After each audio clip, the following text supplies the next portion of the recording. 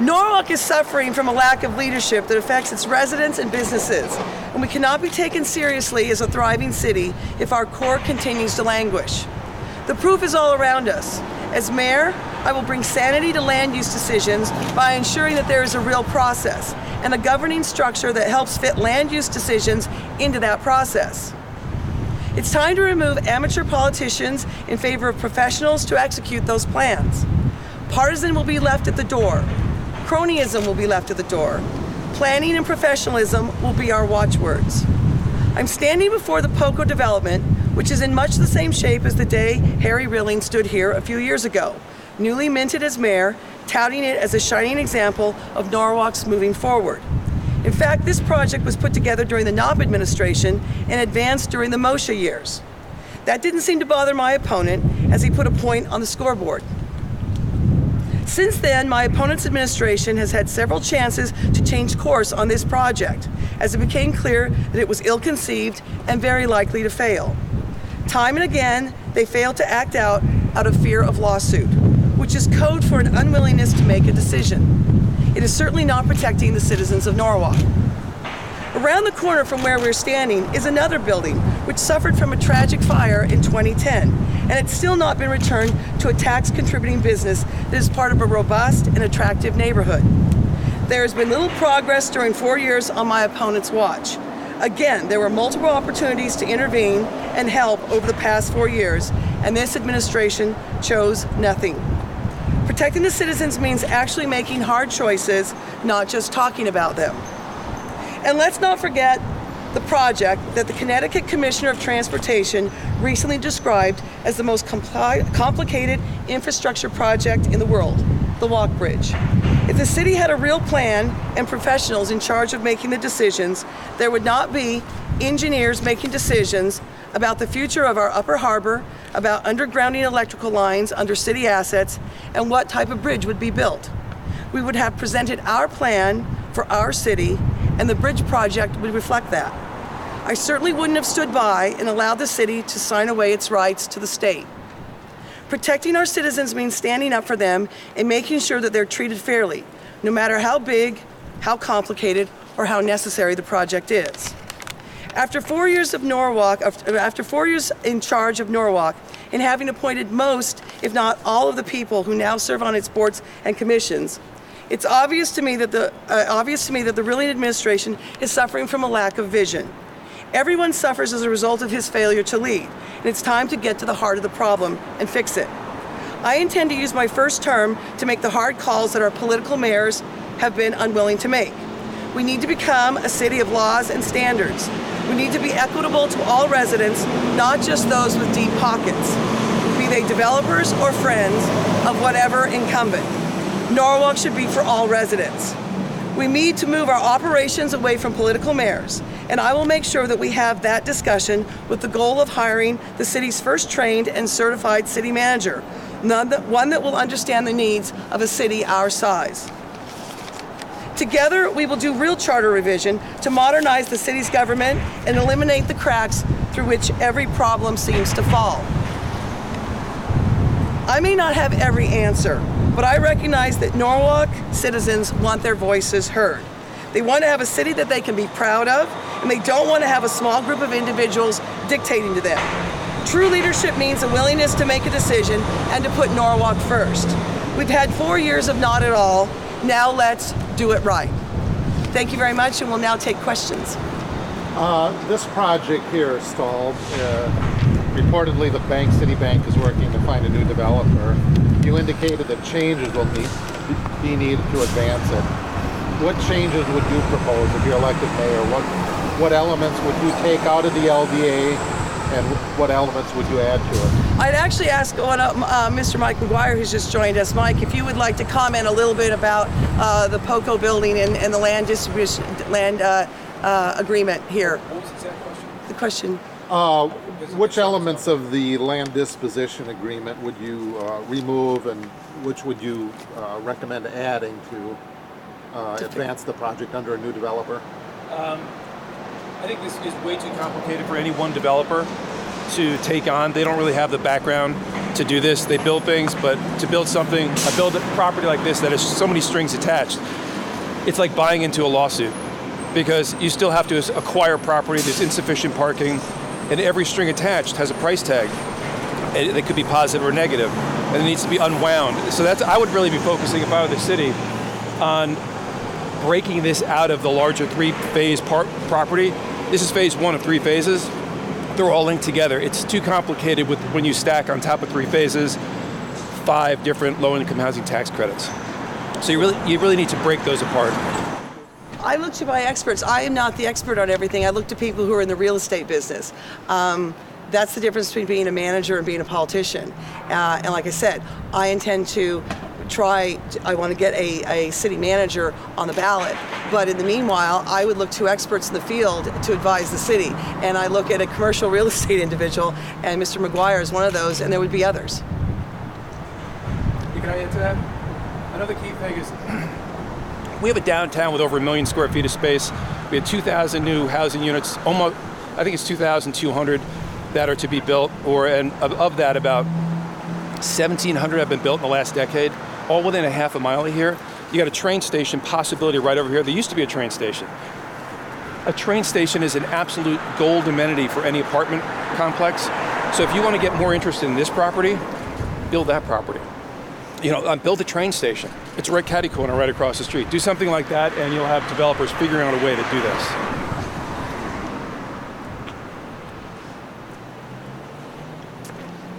Anything else? You said you're interested in a city manager.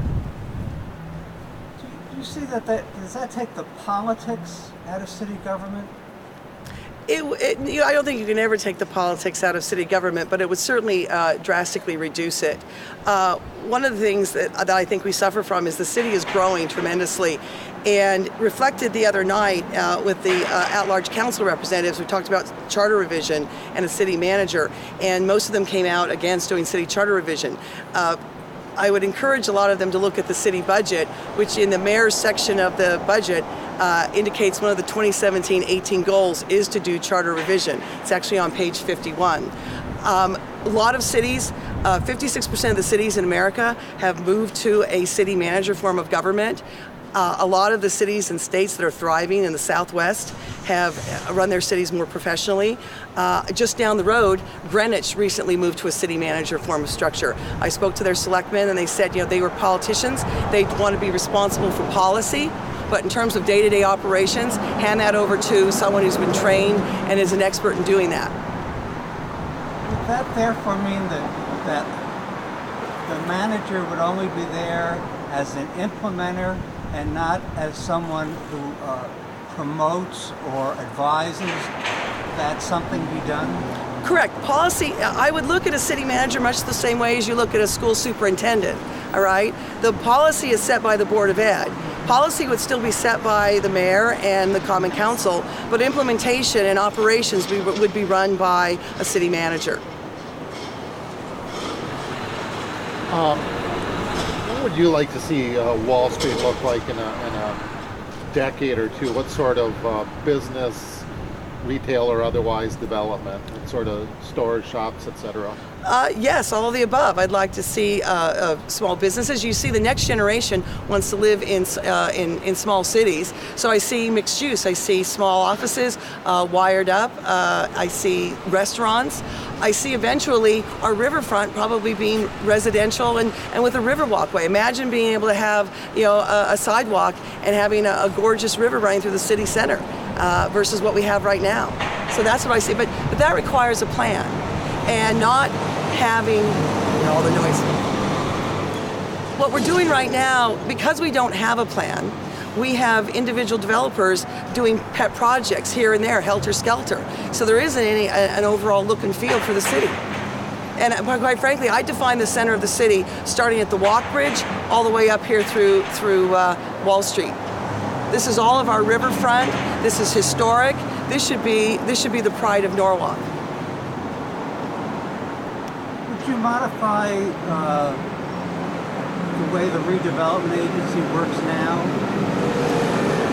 Or would it continue in its current function its current method, or would you make a change? I would look to bring redevelopment and our planning and zoning closer together. Right now, planning and zoning does all the core areas of the city, the most perhaps controversial or key areas of development that are going on in the city are being done by redevelopment with lots of strings attached and usually done behind closed doors. Nobody knows about it. In planning and zoning then is kind of for the rank and file for homeowners who try to put a deck on their house or something else. So I think that we need to bring both organizations together. I'd like to put planning and zoning commissions back together again, and I'd like to put the planning and zoning and redevelopment back together again, yes. Because what's happening is we're signing away a lot of our rights through redevelopment. Lots of federal deals and tax credits, and a lot of times the citizens of Norwalk don't know what's happening. And the reality of the situation is we're still being funded predominantly by residential property taxes. So a lot of this development has not necessarily materialized in a larger grand list that is reducing people's property taxes. And do you vote for a fixed bridge or a movable bridge over the Norwalk River for the railroad? I'd like to see a fixed bridge. What do you see the view of the role of the parking authority being, given there's a lot of questions about parking, particularly in this area here? Well, once again with the agencies, the parking authority is an autonomous agency. They have their kind of master plan for parking. I'm not sure how it fits into planning and zoning or the redevelopment agency. Once again, there's another agency that operates autonomously, and that's where I think we need to bring together some more centralized planning. A city manager is one thing that we need, and I think we also need a city planner. The other night, the mayor talked about us having multiple city planners. There's a difference between having credentials for a city manager and actually being structurally organized to act as the city planner. And that's the distinction I see. And so with all the different agencies, and if you look at our budget, each of the agencies, each of the departments have their own goals and objectives. There is no overall umbrella plan for Norwalk.